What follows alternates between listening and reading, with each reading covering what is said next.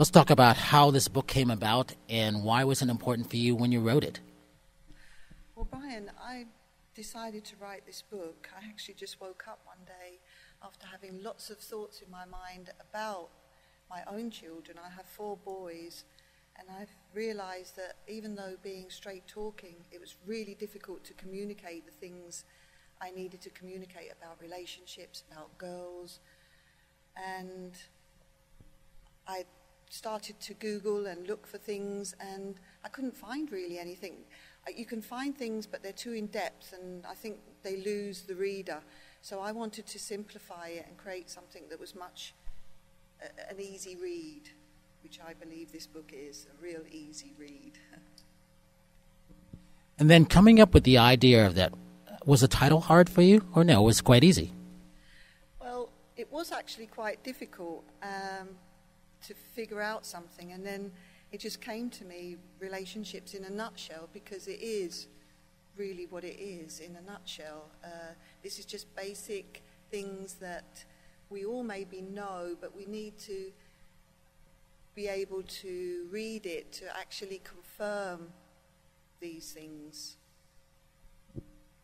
When you're thinking about how you grew up, talk about how you grew up. The other day we were talking about things that you might not have been comfortable talking about, but as we get older, it's okay to talk about it because you realize that you can help other people.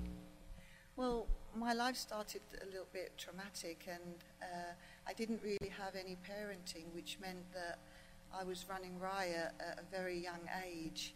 So at the early age of 11 and 12, I started hanging out with boys, and that's made me realize as well that boys have a lot of hormones going on, and we need to explain some things to them in an early age.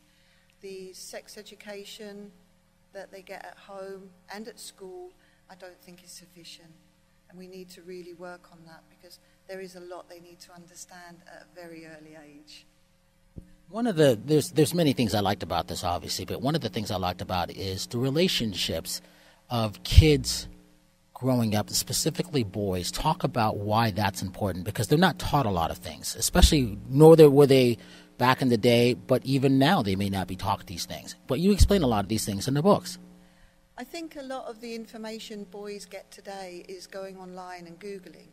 So what they'll find there is a lot of porn and nonsense. So they might be able to find something that they can use, but it's weeding out those things, and I think that's very difficult.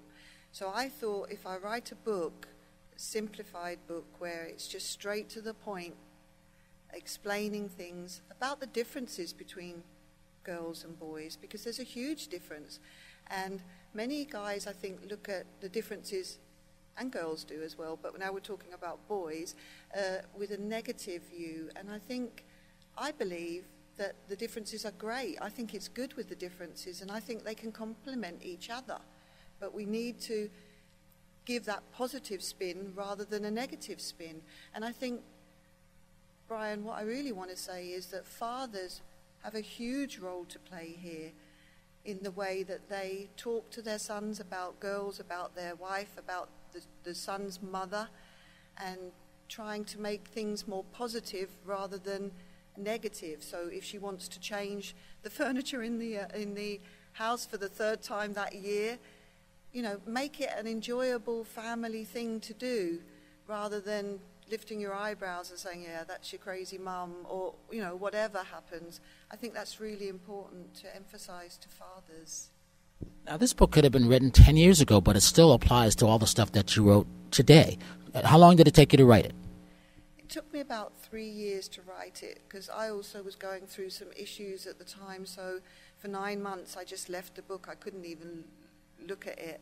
And then I had to rewrite it a couple of times, because when I read it, I thought, no, that's not what I wanted to explain, or I didn't think that it would come across the way I wanted to communicate it. So it took me 3 times to rewrite it or to change things in it. So 3 years. Ever written a book before? Never. And I think I said this to you the other day as well. If you ask my family and my old school friends and people that knew me, they would say, Kirsten, She's the last person that would ever write a book. I'm a high school dropout. I went back and took some schooling later on in life, but I'm not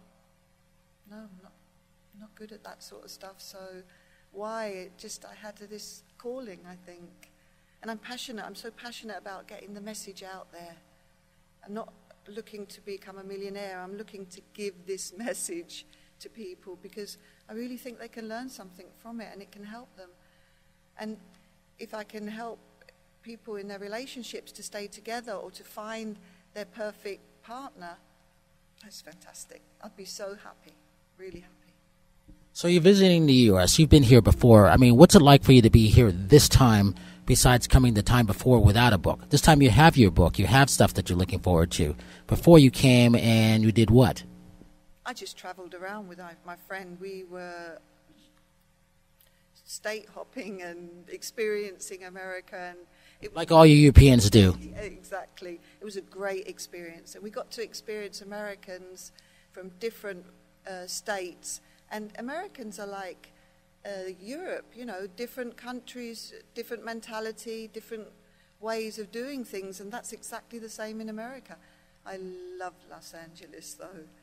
And people might say that, it can be very cold place to be in the way that people don't have time. They may be very superficial. I haven't found that at all. In fact, I have been so happy to be here. I've had such a fantastic time here. People have been so helpful, so kind, and so generous to me. It's been unbelievable experience, unbelievable. I'll never forget. Actually, I paid you to say that. I wish you had. But being here this time with your book, I mean, that's a strange feeling because you didn't expect this to happen so far. You have no idea what's about to happen anyhow. No, I mean, all my interest is to get this book out so people will read it.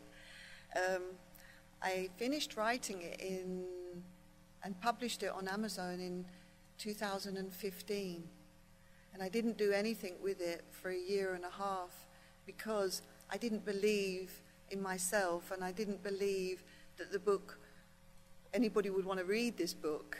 So I had to start giving it, and when I gave it to my friends and family, they said, the book is great, it's just what we need. And I thought, they're probably just saying that because they love me and they're my family and they understand. So what do they think of it now that you've got all this stuff going on and that you're here with your book? They think it's fantastic.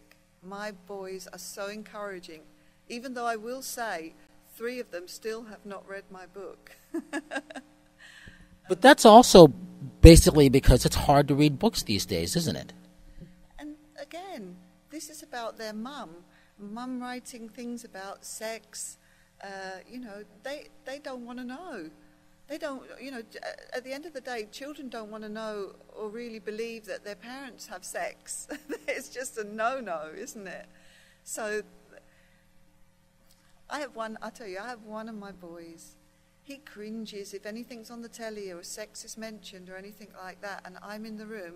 He cringes. He just doesn't like it. And this is guys that have watched their mum walk around naked since they were born, so I don't know. Well, that's what I found interesting. It's not only that, it's about things that women should know, also proper etiquette on both sexes, too. What was the most difficult thing to write in this book for you? I think that the most difficult thing about it was not to generalize. It's very difficult not to generalize, but there are some things that go again with women as with guys as well. And it's finding that balance because I don't want to tell people what to do, but I want to give them the tools and the knowledge so they can figure it out for themselves, because we are so individual, even if there are general things that go again. So I guess it was that.